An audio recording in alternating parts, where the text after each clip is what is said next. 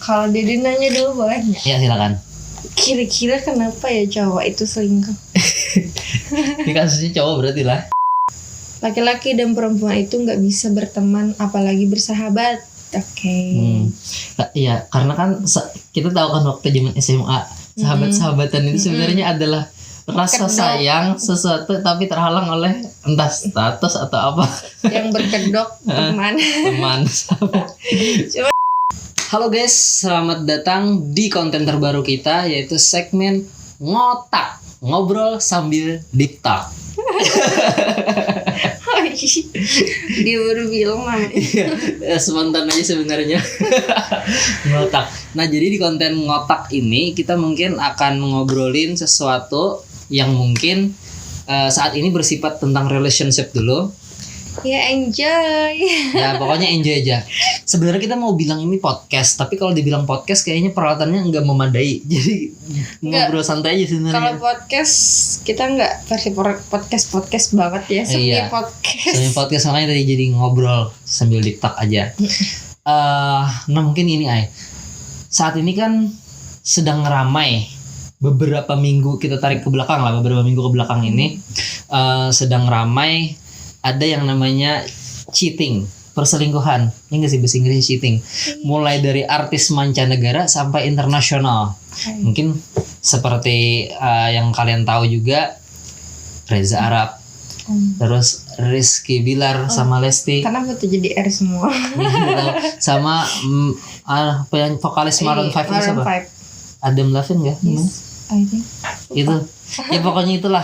Nah. Sebenarnya masih banyak mungkin ya, tapi 3 yang paling populer lah, yang kita tahu yang ya. baru-baru ini ya, lagi baru-baru hits. ini. Okay. Nah, jadi kan lagi aura-aura banyak nih kan, terlepas dari bencana dan sebagainya ya.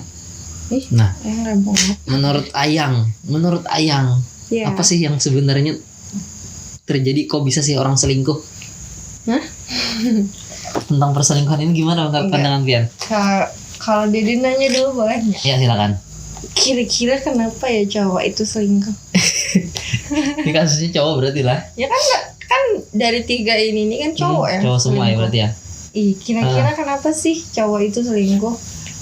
Atau kok bisa ada perselingkuhan gitu? Kalau dari Ayang kayak melihat mereka bertiga itu kira-kira kenapa sih? Cowok kan di sini rata-rata yang kebanyakan cowok yang selingkuh. Sebenarnya cewek juga ada sih ya yang selingkuh. Kita tuh nggak bisa di sini nggak bisa ngejudge satu gender karena cowok sama cewek tuh bisa aja selingkuh. Tapi kebetulan karena kata Ayang tadi, contohnya 3 orang itu cowok semua. Kira-kira kenapa? Sebenarnya selingkuh ini kan sebenarnya ini lebih ke dominan dilakukan oleh laki-laki.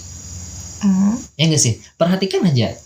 Hampir kan, walaupun ada juga perempuan, tapi kan hampir rata-rata itu dilakukan oleh laki-laki. Di mana laki-laki itu sebenarnya ya kan memiliki nafsu. Ya enggak sih? Benar enggak sih? Nafsu yang karena kan lain lah hakikatnya laki-laki ya, sorry kalau salah koreksi aja teman-teman.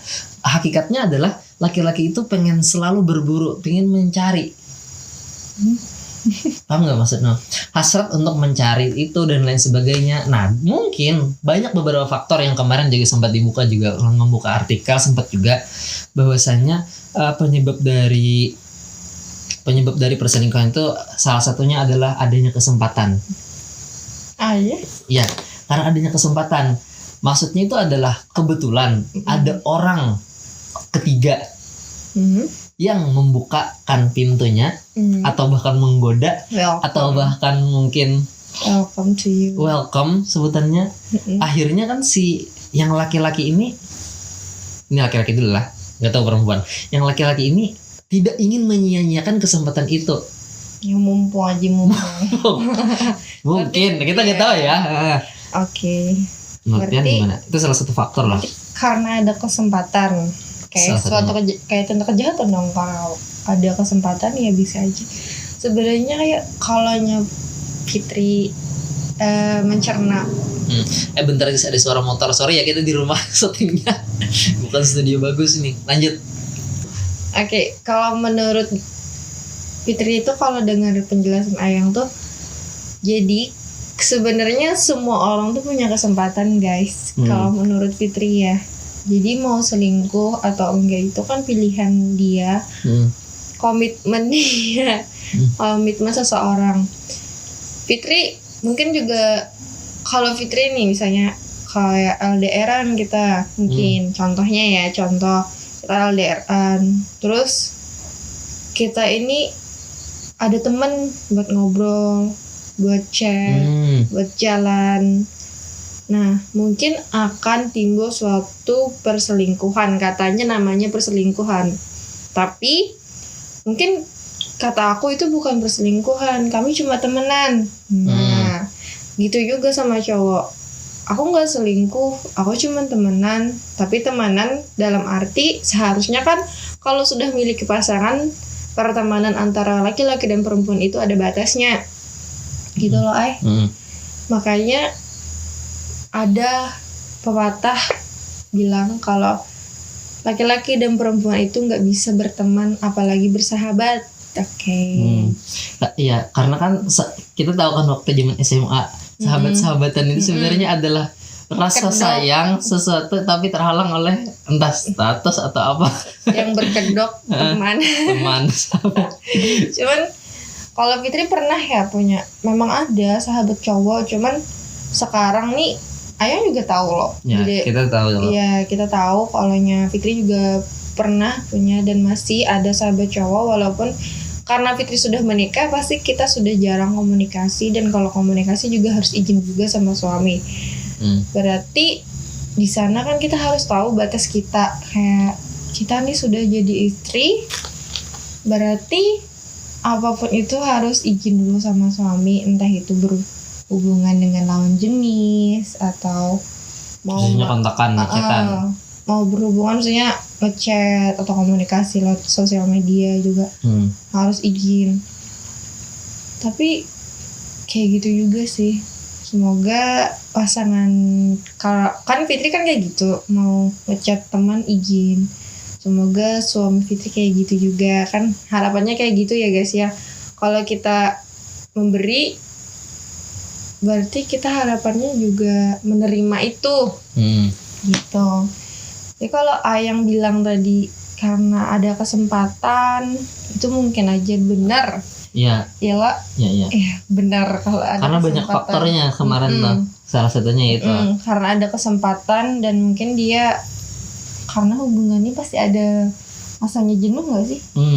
Ya salah satu juga adalah pasangan kita itu hubungan kita itu dengan pasangan kita itu jenuh ya kan, bosan.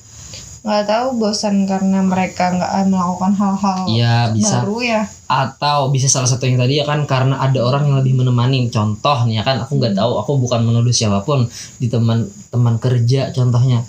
Ketika kita sibuk sehari-hari berangkat kantor terus pulangnya malam, artinya kan kita ketemu pasangan hanya di saat kita ada di rumah.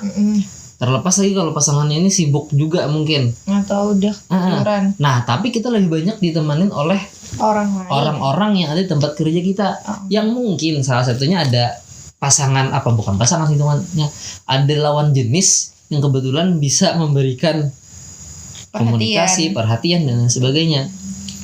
Nah, mungkin itu bisa salah satu ya juga. Sebenarnya, nah, tapi kalau balik lagi, kalau yang artis itu aku nggak tahu sih, yang 3 orang yang sebutkan tadi sampai terjadi KDRT. Aku nggak tahu, apakah yang tahu?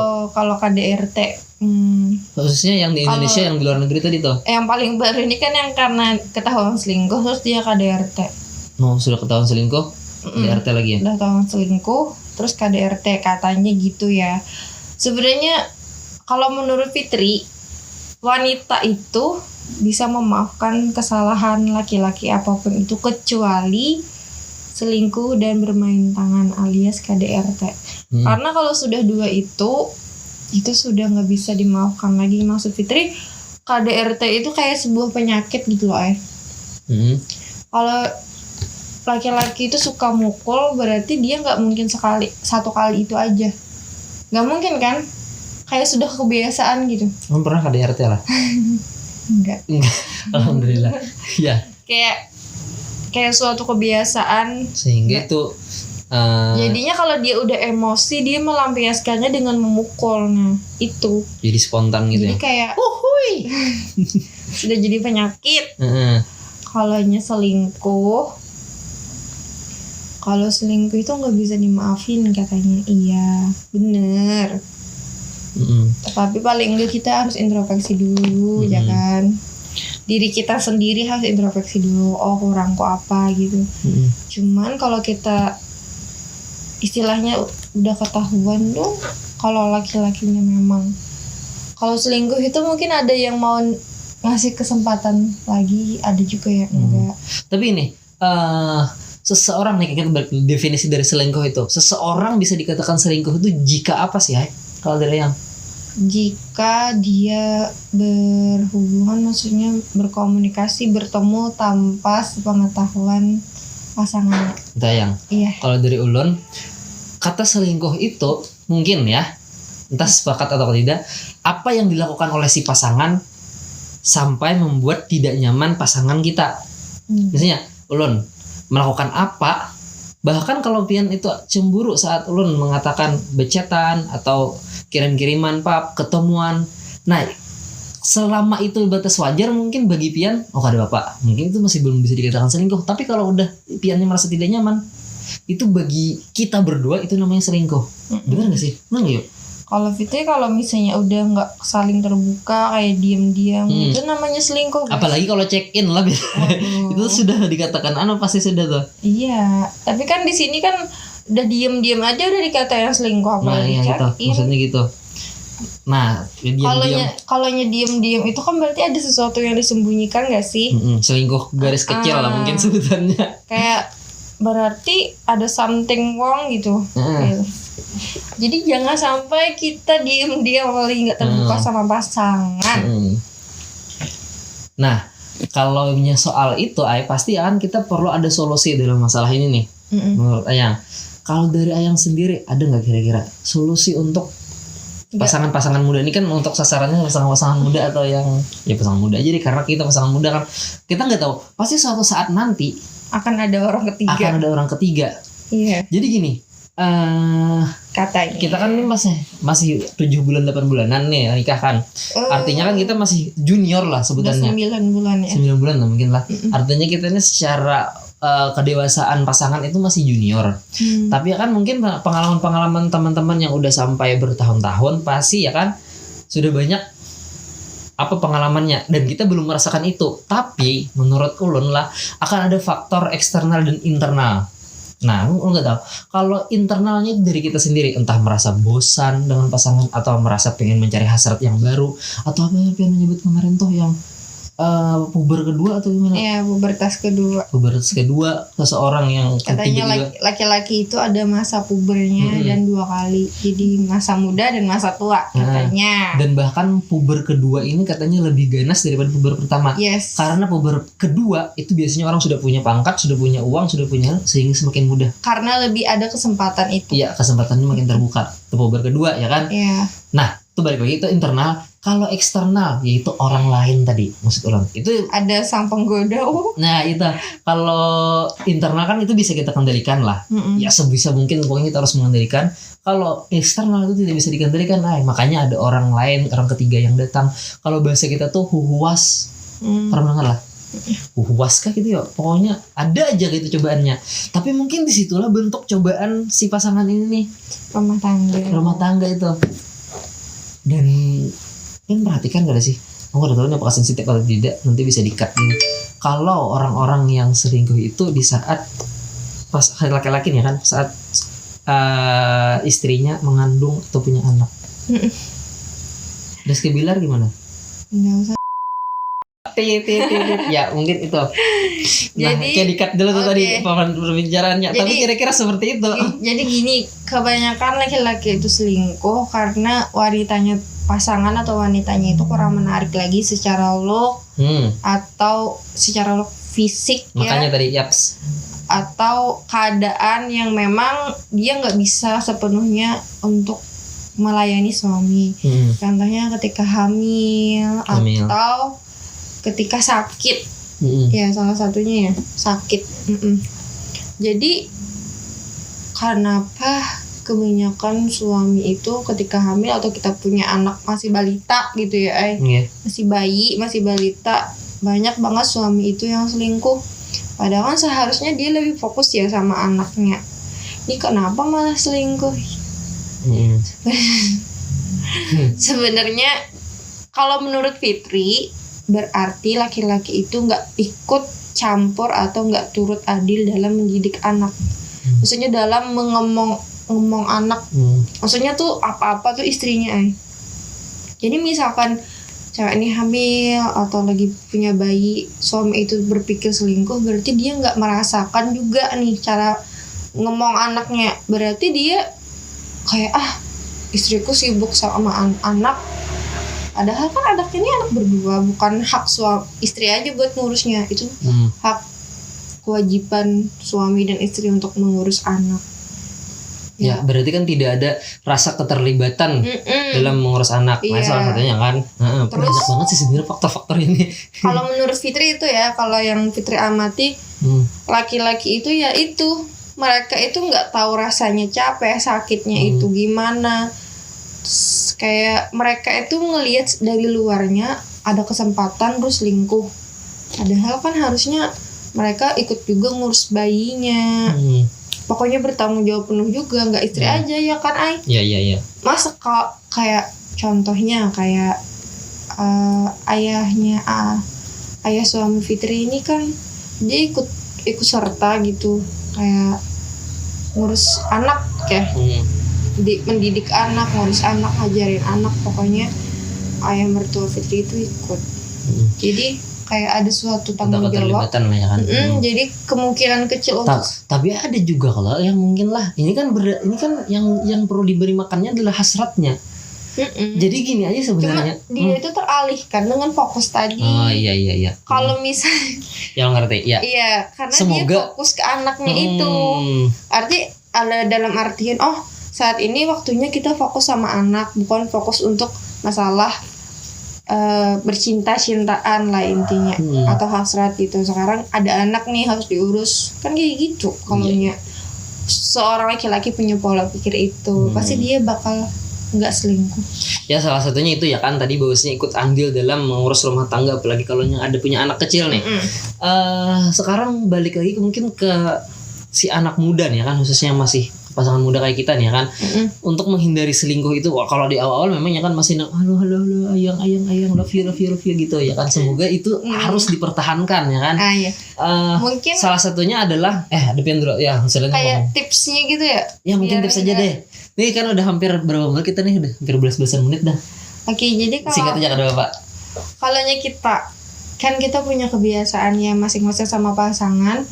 Jadi kalau bisa kita dari awal nikah itu kita membentuk suatu kebiasaan yang kiranya sampai kita tua itu tuh bisa ngelakuin dan jadi bahan pengingat kita.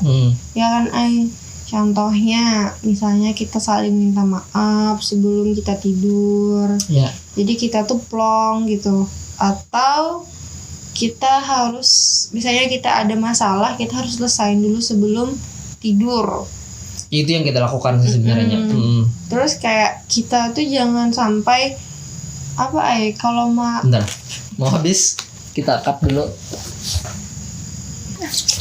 Lanjut, mau tidur tadi. Pokoknya kita harus membentuk suatu kebiasaan yang sekiranya kita jadikan itu love language kita sama pasangan. Terus kalau kayak Fitri minta sama suami itu kita berdua ya kayak kita harus tetap terlihat bukan terlihat sih, kita harus so sweet sampai tua bukan terlihat, tapi kita lebih melakukan hal so sweet itu. Lebih gak masalah jadi anak kecil, mungkin pasangannya tiba-tiba jadi ya ibaratnya kayak bertingkah kayak anak kecil ke pasangannya sendiri. Misalnya kan si istri bertingkah kayak anak kecil, bahasa kita tuh ungah ke pasangannya, jangan masalah, pokoknya lakukan itu aja sampai kalian tua, sampai kita sama-sama tua ya kan.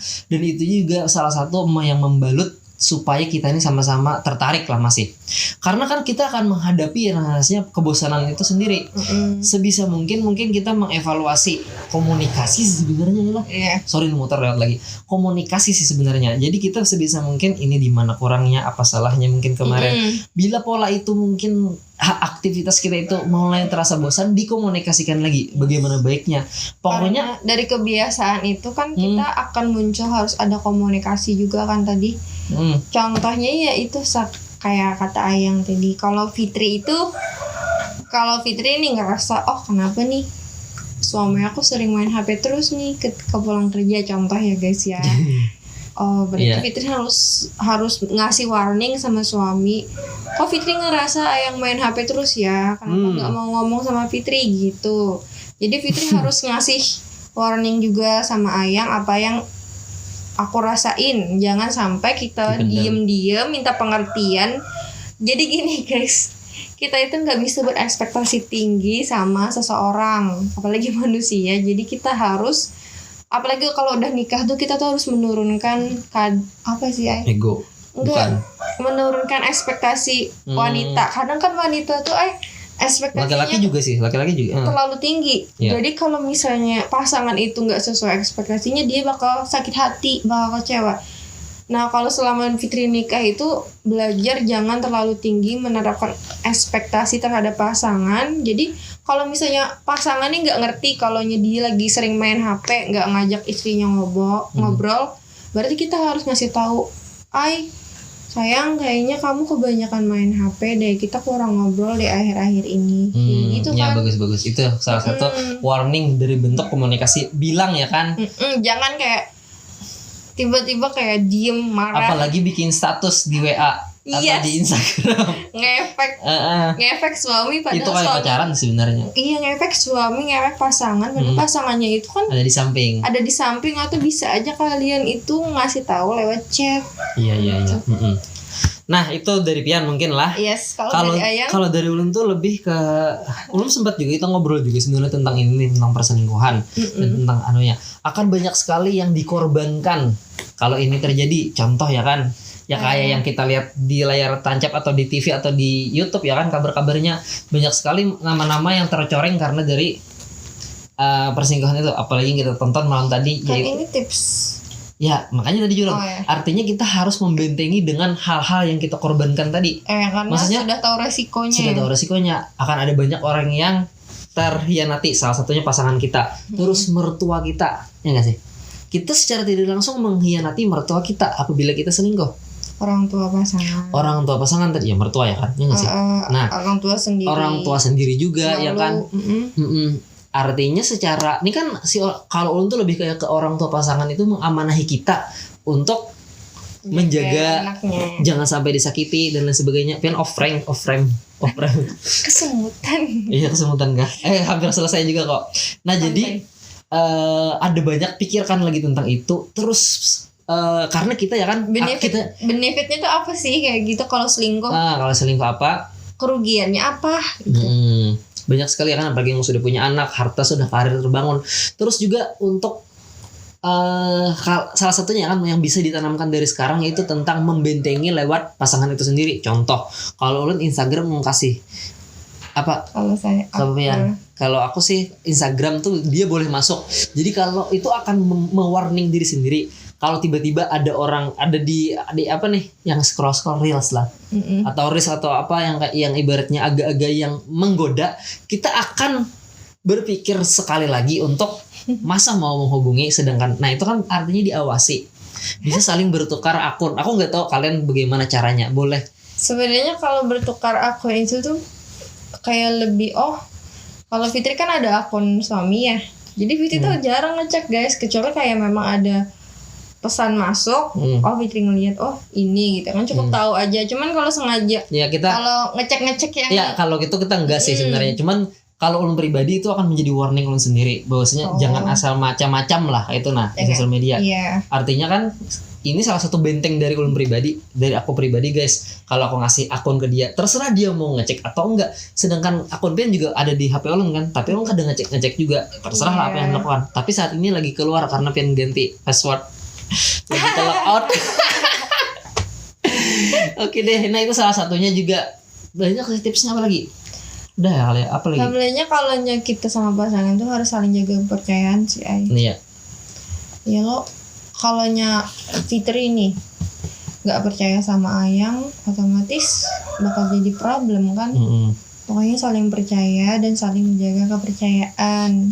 Komitmen ya tadi kan. Iya, komitmen. Karena pernikahan itu kan komitmen. Kalau ada suatu kekurangan dalam pasangan itu wajar. Pasti. Yang nggak wajar itu kalau pasangan itu sempurna, bisa aja laki-laki itu lagi menutupi sesuatu, guys. Ngerti nggak? Jadi kalau dari yang pernah Fitri, maksudnya dari pengalaman orang atau pengalaman teman-teman Fitri, jadi kalau laki-laki itu lagi berbuat salah atau selingkuh, pasti dia bakal lebih care sama istrinya atau pasangannya. Jadi gitu ya? Jadi kak laki-laki itu kayak menutupi berarti lah. Menutupinya tuh dengan cara dia pasti akan lebih sayang, kayak merasa bersalah tuh kayak pasangan itu akan lebih merasa bersalah dan dia akan melakukan lebih dari biasanya. Tapi polanya akan ketahuan berarti lah. Tapi nggak semuanya sih kayak gitu. Itu tapi mungkin ada masalah. Tapi mungkin kayak gitu guys, kayak menutupi itu dengan kebaikan ya. Padahal matanya kosong tuh mungkin lah. Padahal dia lagi pada happy sama yang lain, tapi kalau di sini gimana supaya dia nggak ketahuan, aku harus baikin dia. Mungkin kayak gitu ya cara pikirnya.